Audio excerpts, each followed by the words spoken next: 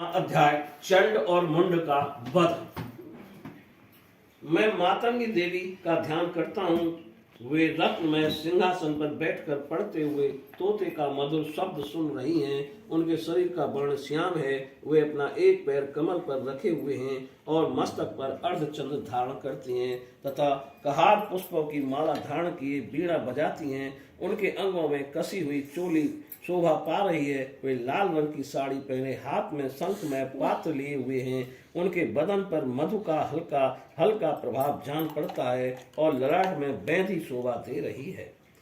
ऋषि कहते हैं, तदंतर शुंभ की आज्ञा पाकर वे चंड मुंड आदि दैत्य चतुर्ंगनी सेना के साथ अस्त्र शस्त्रों से सुसज्जित हो चल दिए। फिर गिरिराज हिमालय के सुवर्णमय ऊंचे शिखर पर पहुंचकर उन्होंने सिंह पर बैठी देवी को देखा। वे मंद मंद मुस्कुरा रही थी। उन्हें देखकर दैत्य लोग तत्परता से पकड़ने का उद्योग करने लगे। किसी ने धनुष तान लिया, किसी ने तलवार संभाली और कुछ लोग देवी के पास आकर खड़े हो गए। तब अंबिका ने उन शस्त्रुओं के प्रति बड़ा क्रोध किया। उस समय क्रोध के कारण उनका मुख काला पड़ गया, ललाट में भौएं टेढ़ी हो गईं और वहां से तुरंत विकराल मुखी काली प्रकट हुई जो तलवार और पास लिए हुए थी। वे विचित्र खड़ग मांग धारण किए और चीते के चर्म की साड़ी पहने नर मुंडों की मसालें विभूति थीं। उनके शरीर का मांस सूख गया था, केवल हड्डियों का ढांचा था जिससे वे अत्यंत भयंकर जान पड़ती थीं। उनका मुख बहुत विशाल था, जीभ लपलपाने के कारण वे और भी डरावनी प्रतीत होती थीं। उनकी आंखें भीतर को धसी हुई और कुछ लाल थीं। वे अपनी भयंकर गर्जना से संपूर्ण दिशाओं को गूंजा रही थीं। बड़े बड़े दैत्यों का वध करती हुई वे काली देवी बड़े वेग से दैत्यों की उस सेना पर टूट पड़ी और उन सबको भक्षण करने लगी।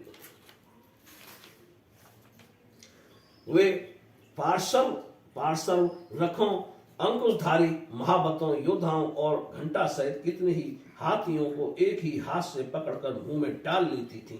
इसी प्रकार घोड़े, रथ और सारथी के साथ रथी सैनिकों को मुंह में डालकर वे उन्हें बड़े भयानक रूप से चबा डालती। किसी के बाल पकड़ लेती, किसी का गला दबा देती, किसी को पैरों से कुचल डालती और किसी को छाती के धक्के से गिराकर मार डालती थी। वे असुरों के छोड़े हुए बड़े बड़े अस्त्र शस्त्र मुंह से पकड़ लेती और रोष में भरकर उनको दांतों से पीस डालती थीं। काली ने बलवान एवं दुरात्मा दैत्यों की वह सारी सेना रौंद डाली, खा डाली और कितनों को मार भगाया।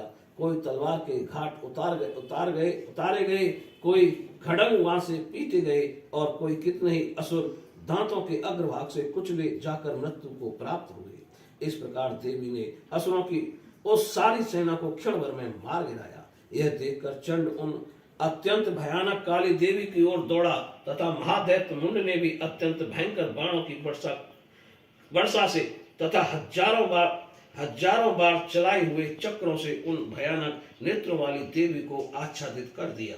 वे अनेकों चक्र देवी के मुख में समाये हुए ऐसे जान पड़े मानो सूर्य के भौतेरे मंडल बादलों के उदर में प्रवेश कर रहे हों। तब भयंकर गर्जना करने वाली काली ने अत्यंत रोष में भरकर विकट अट्टहास किया। उस समय उनके विकराल बदन के भीतर कठिनता से देखे जा सकने वाले दांतों की प्रभा से वे अत्यंत उज्जवल दिखाई देती थीं। देवी ने बहुत बड़ी तलवार हाथ में ली, हं का उच्चारण करके चंड पर धावा किया और उसके केश पकड़कर उसी तलवार से उसका मस्तक काट डाला। चंड को मारा गया देखकर मुंड भी देवी की ओर दौड़ा। तब देवी ने रोष में भरकर उसे भी तलवार से घायल करके धरती पर सुला दिया। महापराक्रमी चंड और मुंड को मारा गया देख मरने से बची हुई बाकी सेना भय से व्याकुल हो चारों ओर भाग गई।